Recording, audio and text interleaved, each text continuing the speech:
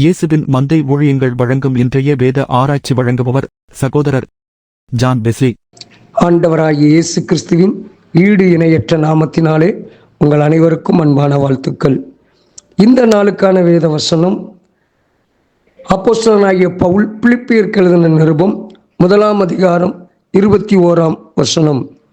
கிறிஸ்து எனக்கு ஜீவன், சாவு எனக்கு ஆதாயம். அருமையான கர்த்தருடைய பிள்ளைகளே, இன்றைக்கு உலகமெங்கும் இயேசு கிறிஸ்துவினுடைய மரணத்தை நினைவு கூறுகிறது. ஆம், அவர் எனக்கும் உங்களுக்கும் ஜீவனை கொடுப்பதற்காக இந்த உலகத்தில் மனிதனாக அவதரித்தார். நம்முடைய பாவத்தின் சாபத்திலிருந்து நம்மை மீட்பதற்காக அவர் இந்த பூமியிலே வந்தது மாத்திரமல்ல, நமக்காக தம்முடைய இரத்தத்தையே சிலுவையில் சிந்தினார்.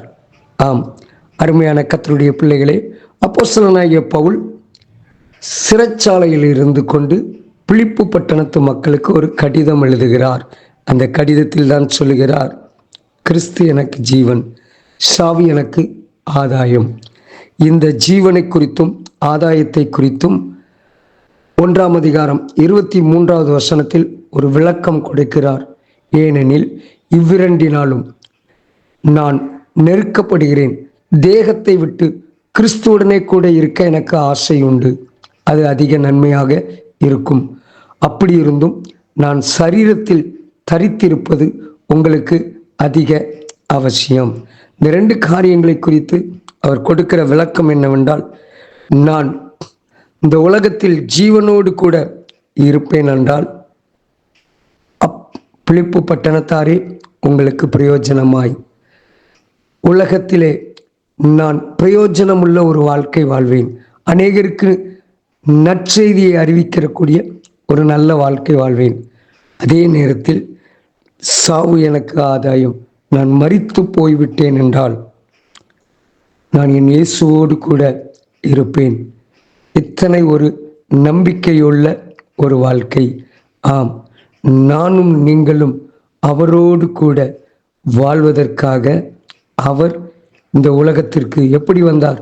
பிலிப்பியர் 2:8 சொல்கிறது, அவர் மனுஷ ரூபமாய் காணப்பட்டு தேவ சாயலில் இருந்த அவர், தேவதூதர்களை விட மேலானவராக இருந்த அவர் மனுஷ ரூபமாய் காணப்பட்டு, அதாவது சிலுவையின் மரண பரியந்தமும் கீழ்ப்படிந்தவராகி தம்மை தாமே தாழ்த்தினார். ஆதலால் தேவன் எல்லாவற்றுக்கும் மேலாக அவரை உயர்த்தினார். இயேசுவின் நாமத்தினாலே வானோர் பூதலத்தோர் பூமியின் கீழானோருடைய முழங்கால் எல்லாம் அவருக்கு முன்பாக முடங்கும்படி மகிமைப்படுத்தினார்.